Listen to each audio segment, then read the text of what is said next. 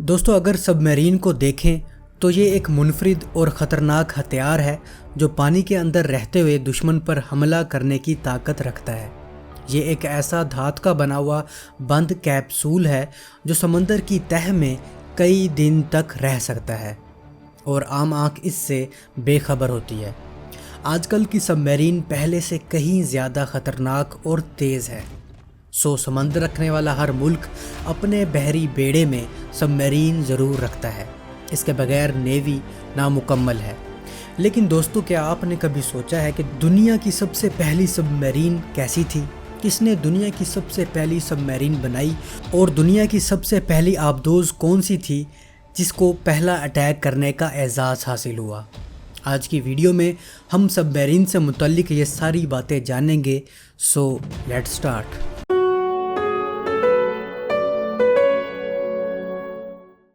Guys, پانی کے نیچے تیرنے کا آئیڈیا تو کئی سو سال پرانا ہے، لیکن اس خواب کو حقیقت بنانے کے لیے سب سے پہلے سب میرین کا ڈیزائن ولیم بورن نے بنایا تھا۔ ولیم بورن ایک انگلش میتھمیٹیشین اور فارمر رائل نیوی گنر تھا۔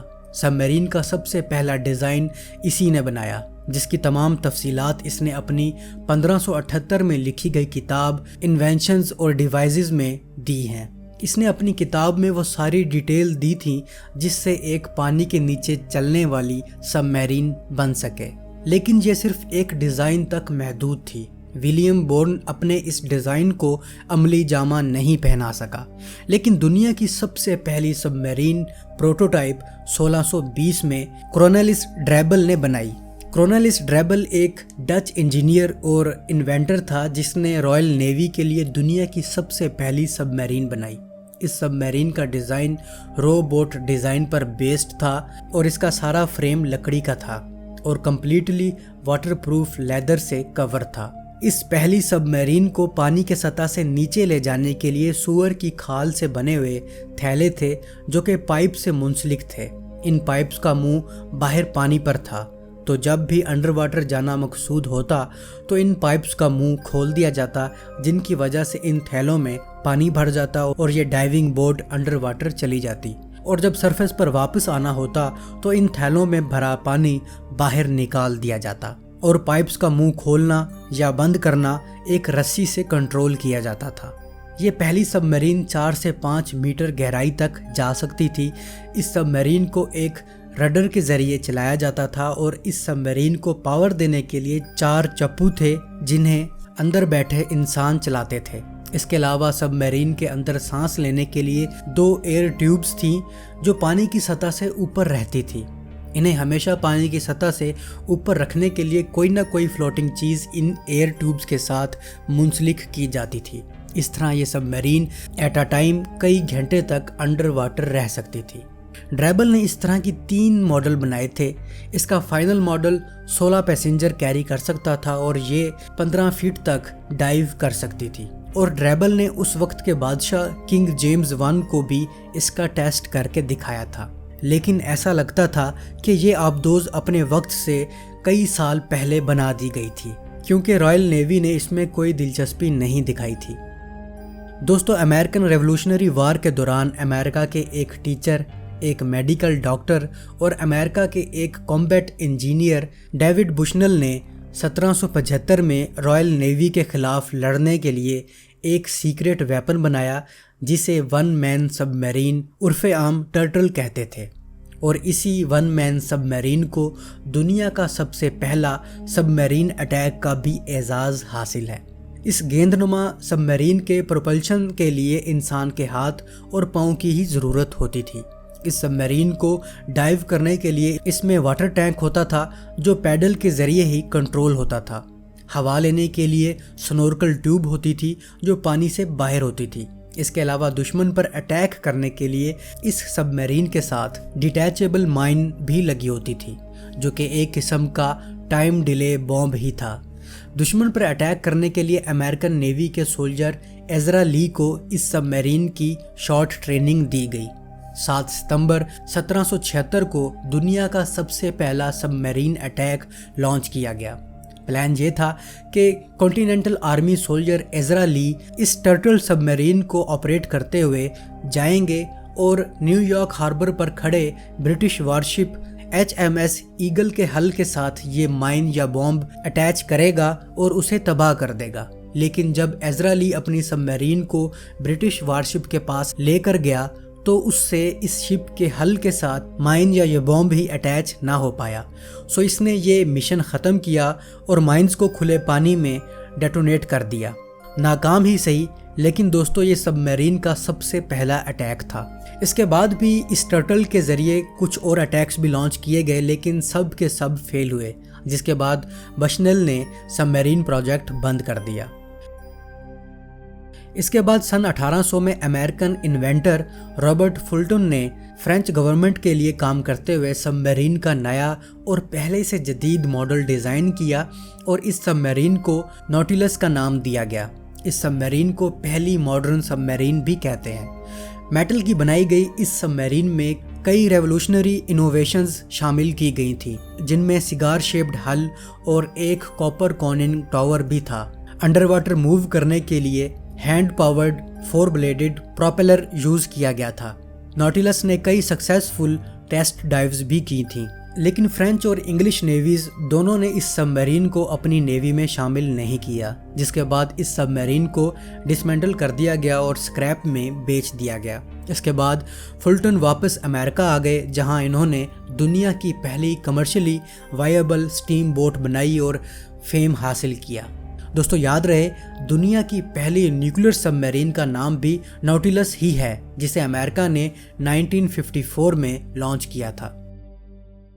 दोस्तों इसके बाद 1850 में विल्हेल्म बॉयर ने अपनी पहली सबमरीन बनाई, लेकिन इस सबमरीन के डेमो के दौरान ये सबमरीन 50 फीट की गहराई का गोता लगाते हुए डूब गई।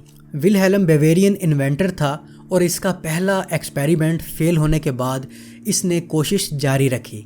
फिर इसे रशियन गवर्नमेंट ने न्यू वेसल बनाने के लिए फंड दिए, जिससे इसने सी डेविल सबमरीन बनाई। 52 फीट की ये सबमरीन 12 अफराद कैरी कर सकती थी और इसमें कई टेक्नोलॉजिकल ब्रेक थ्रू शामिल थे, जैसा कि multiple blast tanks, crude airlock और प्रोपेलर, जिसे इंटरनल ट्रेडमिल के ज़रिए ऑपरेट किया जाता था, जिसे क्रू मेंबर ही ऑपरेट करते थे। सी डेविल ने 130 कामयाब डाइव्स की, लेकिन कुछ अरसा सर्विस में रहने के बाद ये सबमरीन सी फ्लोर के रेत में धंस गई, जिसके बाद इसे रिटायर्ड कर दिया गया। दोस्तों जुलाई 1863 में अमेरिकन सिविल वॉर के दौरान marine engineer Horace Lawson Hunli ने एक सबमरीन बनाई, जो कि इसलिए बनाई गई थी कि सिविल वॉर के दौरान यूनियन नेवल की नाकाबंदी से बचा जा सके। ये submarine recycled iron steam boiler से बनाई गई थी, जिसमें 8 बंदे बैठ सकते थे और हैंड क्रैंक्स के जरिए इसके प्रोपेलर को पावर दी जाती थी। बाद में इस सबमरीन को सिविल वॉर में लड़ने के लिए यूज़ किया गया, जिसके लिए इसके साथ टॉर्पीडो भी मुंसलिक की गई थी। याद रहे, उस वक्त के टॉर्पीडो आज के टॉर्पीडो से बहुत मुख्तलिफ थे। ये टॉर्पीडो शिप के साथ एक लंबे पोल के जरिए मुंसलिक होते थे। दोस्तों हम टॉर्पीडो पर भी डिटेल हिस्ट्री बना चुके हैं, ज़रूर देखिएगा। गाइस, हनली सबमरीन को ये एजाज़ हासिल है कि ये दुनिया की पहली सबमरीन थी जिसने एक वॉरशिप को डबो दिया था, जो कि USS होसाटोनिक वॉरशिप थी। ले प्लोनगेओर दुनिया की पहली सबमरीन थी जिसने पहली दफ़ा मैकेनिकल पावर यूज़ की थी। इससे पहले प्रोपेलर को मूव करने के लिए हैंड क्रैंक्स, फुट पैडल्स या ट्रेडमिल्स यूज़ की जाती थी, लेकिन इस सबमरीन में पहली दफ़ा पिस्टन इंजन इस्तेमाल किया गया था, जो कि टैंक्स में स्टोर्ड कंप्रेस्ड एयर से पावर लेता था और यही एयर क्रू मेंबर को भी ऑक्सीजन मुहैया करती थी। इस सबमरीन को फ्रेंच नेवी के ऑफिसर सैम्यून और चार्ल्स बर्न ने बनाया था। ले प्लोनगेओर ने कुछ सक्सेसफुल डाइव्स भी की, लेकिन इस सबमरीन को जल्द ही रिटायर्ड कर दिया गया क्योंकि प्रॉब्लम लिमिटेड एयर सप्लाई और सबमरीन का अनस्टेबल स्ट्रक्चरल डिज़ाइन था। दोस्तों 1857 में कोरल डाइवर्स की मौत देखने के बाद एक स्पेनिश पॉलिटिकल एक्टिविस्ट और इन्वेंटर नार्सिस मोंटोरियल ने अंडर वाटर व्हीकल बनाने की ठानी ताकि वर्कर्स को डाइव करते हुए सेफ्टी मिल सके।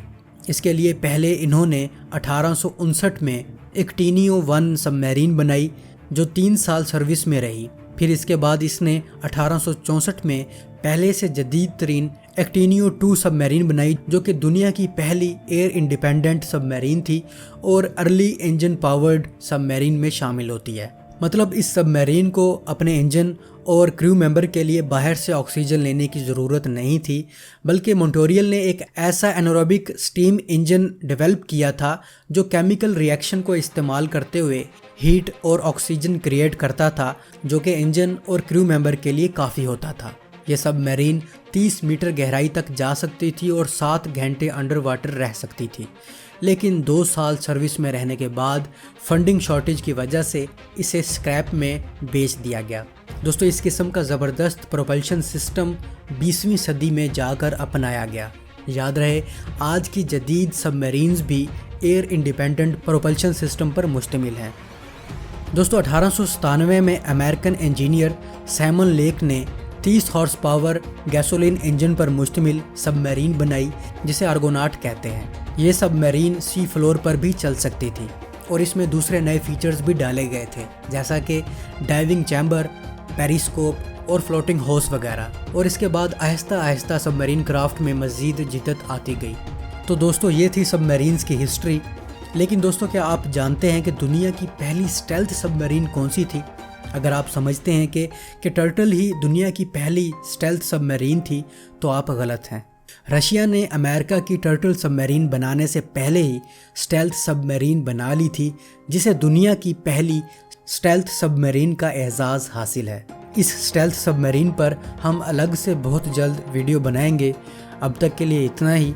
मुझे उम्मीद है आपको ये वीडियो पसंद आई होगी। अगर आपको ये वीडियो पसंद आई है तो अपने दोस्तों के साथ ज़रूर शेयर कीजिएगा और कमेंट सेक्शन में अपनी राय का इजहार भी ज़रूर कीजिएगा। और ये बात भी याद रखिएगा कि हम हर कमेंट ज़रूर पढ़ते हैं। Thank you. अल्लाह हाफिज़।